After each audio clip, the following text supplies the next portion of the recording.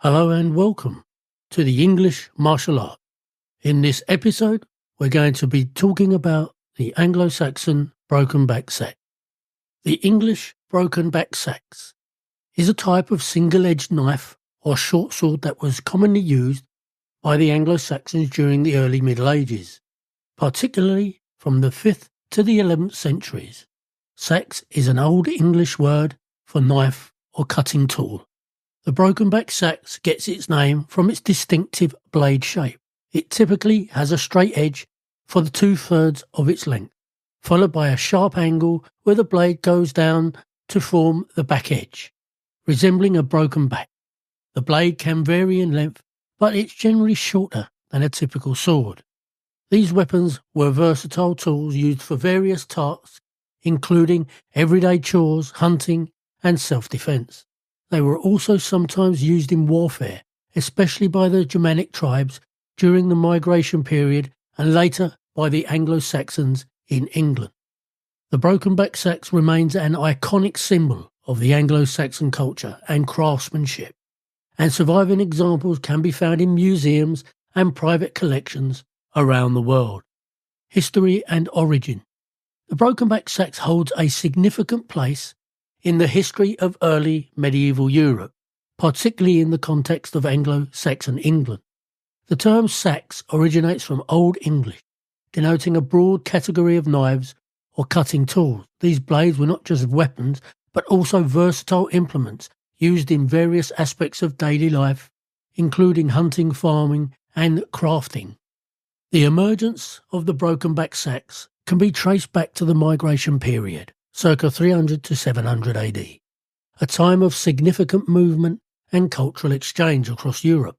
During this era, Germanic tribes including the Saxons, Angles, Frisians, Jutes, utilised similar styles of knives and blades. However, it was the Anglo-Saxons who developed distinct variations, including the broken back seax, during their settlement in England. Design and construction of the broken back seax reflects the ingenuity, practicality, and craftsmanship of the Anglo-Saxon people. Let's delve into the details of its design and the methods used in its construction. Blade design.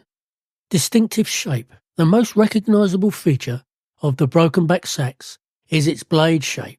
It typically consists of a straight edge for approximately 2/3 of its length, followed by a sharp angle where the blade curves upward to form the back edge, giving it the characteristics of the broken back appearance. Single-edged.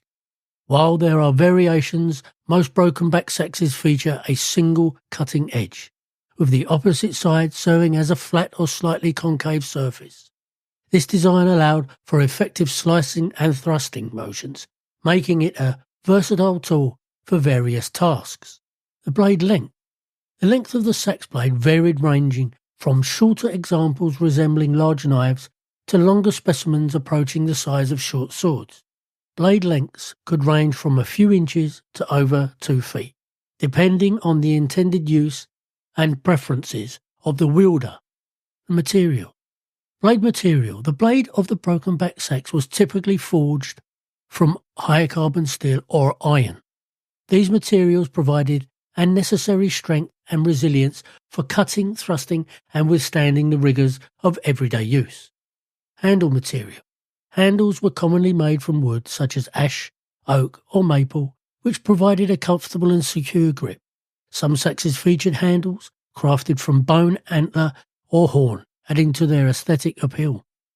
Fittings and decorations.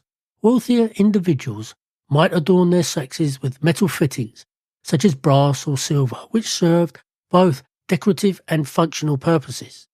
These fittings could include pommels, bolsters, and guard plates, often intricately decorated with geometric patterns or animal motifs. Construction technique. Forging.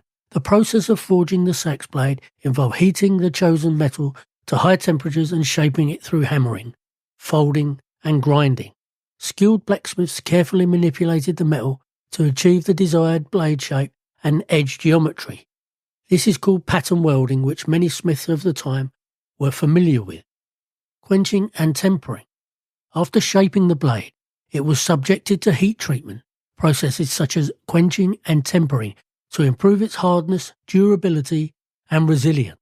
Quenching involved rapidly cooling the heated blade in a liquid medium, while tempering involved reheating it to a specific temperature and then allowing to cool slowly. Handle attachment. The blade was typically attached to the handle using a tang, a protrusion of metal that extended through the handle or was in the handle as a hidden tang. The tang might be secured in place by peening, rabbit skin glue, or pitch glue, but many think they were friction fitted to make a sturdy and durable connection. Decorative element. Engravings and inlays. Some broken back seaxes featured decorative elements such as engraved patterns, inlaid metals, or incised designs along the blade or handle. These embellishments served both aesthetic and symbolic purposes, showcasing the craftsmanship and status of the owner. The insular style.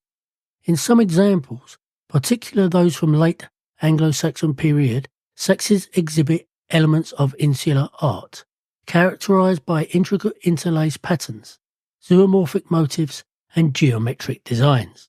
These stylistic influences reflect the cultural exchanges and artistic developments of the time. The design and construction of the broken back seax demonstrates the skill, innovation, and attention to detail of the Anglo-Saxon craftsmen who created them. From the distinctive blade shape to the choice of materials and decorative element, each aspect of the seax reflects the cultural, technological, and aesthetic preferences of its time. As both a practical tool and a work of art, the broken back seax remains a testament to the ingenuity and craftsmanship of its makers. Cultural significance. The broken back seax holds profound cultural significance within Anglo-Saxon society, embodying values of identity, status, and craftsmanship. Let's explore its cultural significance in greater depth. Symbol of identity. The Anglo-Saxon heritage. The broken back seax is emblematic of the Anglo-Saxon cultural identity. It reflects the craftsmanship, traditions, and values of the Anglo-Saxon people who settled in England during the early medieval period. Different regions and communities within Anglo-Saxon England might have had their own variations of the seax, showcasing regional craftsmanship and cultural differences. The seax thus became not only a symbol of broader Anglo-Saxon identity, but also a marker of regional affiliation. Social status. Owning a broken back seax could signify social status and wealth within Anglo-Saxon society.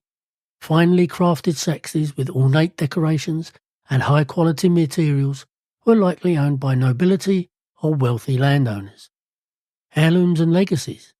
Seaxes were often passed down through generations within families, serving as heirlooms that connected individuals to their ancestors and lineage. The inheritance of a seax could symbolise continuity, tradition, and familial pride. Skilled workmanship. Crafting a broken back seax required considerable skill and expertise in metalworking, woodworking, and other artisanal technique. The creation of a seax was not merely a utilitarian endeavour, but also an artistic expression of craftsmanship. Decorative element. Many seaxes were adorned with intricate patterns, engravings, or inlays, showcasing the artistic abilities of the craftsmen who created them. These decorative elements served both aesthetic and symbolic purposes, enhancing the beauty and prestige of the weapon. Ceremonial object.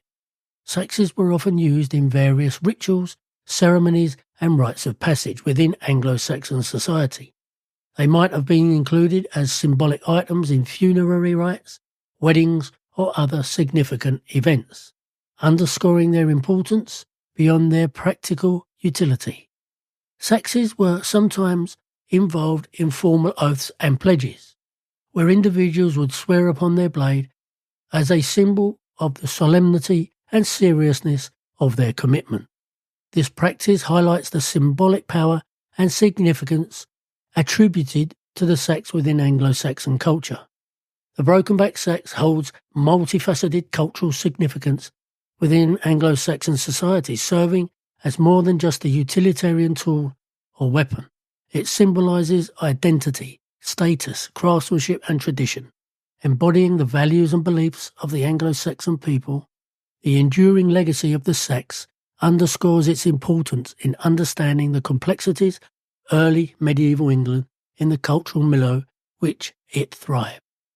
Although the use of the broken back Sax declined with the advent of more sophisticated weapons and changes in military tactics, its legacy endures to this day.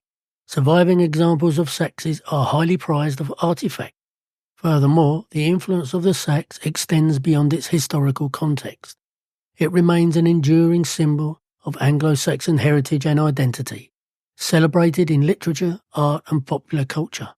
The image of the broken back Sax continues to inspire modern artisans and craftsmen who seek to replay its iconic design and craftsmanship. The English broken back Sax stands as a testament to the ingenuity, skill and resilience of the Anglo-Saxon people. Its unique design, practical utility and cultural significance ensure its enduring legacy in the annals of history.